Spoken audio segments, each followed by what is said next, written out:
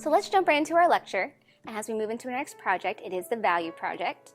And let's talk about first, what is value? So we've talked a little bit about value in the form project, about how's the contrast of light and dark, and how form works with an object. For this one, we're talking about value as if it's a flat object. Value, by definition, is just simply the lightness or darkness of a color.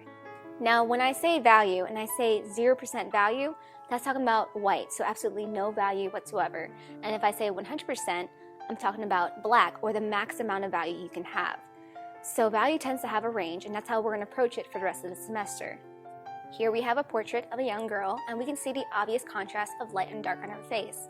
We can say the lighter side has value that's ranging more on the 0%, anything on the darker side is pushing more towards 100%. Here's an example of what your project is going to look like. You're going to be painting a value scale out of acrylic paint, and it's going to range from 100% to 0%. So here's where the value scale comes in really handy. You can see it ranges from 0% to 100%, and you're going to use this to find the exact values you need for each of your swatches. Your value scale will go in order from light to dark, with light being on top and dark being on the bottom. The outside dimensions of your project will be 8 inches by 14 inches. This will be a plain piece of Bristol board that you're going to cut out, and then you're going to glue your final value scale onto that piece of Bristol board. The value scale itself will be 2 inches by 10 inches, and each swatch that is on the value scale will be 2 inches by 1 inch.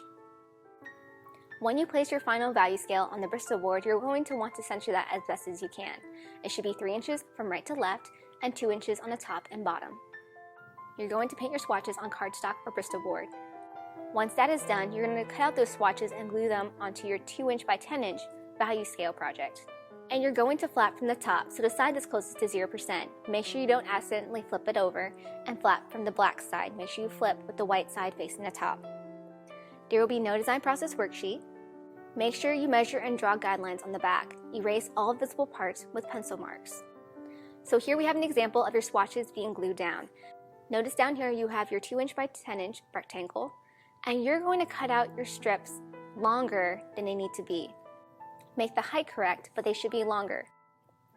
Remember back when we did the line project and you had the 4 panels with the symmetry and asymmetry and all those other panels, and you were supposed to have glued your lines overlapping the edges so that once you were done you could trim off the edges? Well, make sure you do that to this one. So here, going back to what we see, you're going to make sure you make those pieces longer than they need to be. Then once everything has been glued down, you can go back and trim off the excess that you don't need. So let's talk about some tips for success. Now, you need to squint on this project. We talked about this before, but you really need to squint. You're going to want to paint lots of swatches and make them at least double the size of what you need. One common thing we see with students is that when they go in to do this project and the next project, they'll mix their little piles of paint and it's never enough. So then they're mixing another pile of paint, but then that value doesn't match the first value, so then they're playing catch up trying to figure out which value is supposed to be the right value. So when you go into this project, don't be afraid of the paint. You don't have to be wasteful, but use enough paint to actually cover a decent amount of space. This way when you dry, you have enough to actually cut out from.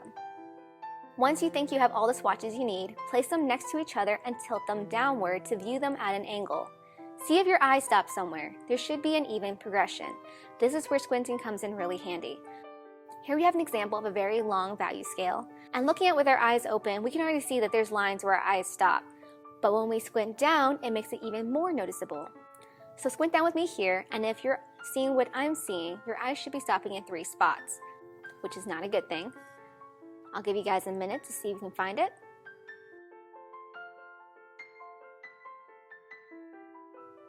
And then let's go over here.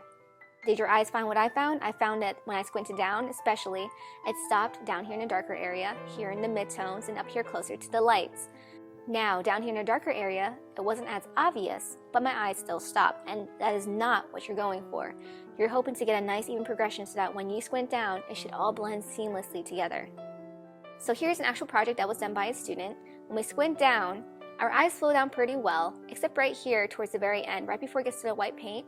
The change in value right there is too strong, so the line there is really obvious. But other than that, this is a pretty good project. Now, keep in mind, acrylic paint generally dries a shade darker. That's just how it is. That's why it's important to do multiple swatches and have plenty of options to choose from. When you start painting, Our recommendation is to start with white and add just a teeny bit of black. I'm talking pin drop amounts, and add on from there. If you start with black, you will need a lot of white to lighten it up, and you will probably end up wasting paint. When using acrylic paint, don't make it too thin. It should not be like watercolor. Don't make it too thick so that it is gloopy, because then once you go down to paint it, we're actually going to see those little ridge lines where the paint wasn't even. And then of course, it won't dry fast, so then you're stuck with this wet project sitting on your countertop. Use just enough water so that your brush glides smoothly. There is a learning curve that comes with working with acrylic. So take your time. It's going to be a lot of trial and error, but you'll get the hang of it. Just keep working at it and you'll be fine. When you're mixing acrylic paint, mix with your palette knife, not your brush. Paint in horizontal strokes. They should not be going in different directions. It's going to help the overall look of your project if all your swatches are all painted consistently in the right direction. Your white swatch should not be painted vertically, and then the swatch after that should be painted horizontally. They should all be painted in the same direction, and that should be horizontal. Now for you guys back home, do not empty your paint water in the restrooms. It's going to clog up the sinks. Find some other alternative, whether it's outside, but it's up to you. Just make sure you're not emptying it into a sink that's going to clog up. So that's the end of our lecture. Stay tuned for the demo video where we talk about how to handle acrylic paints.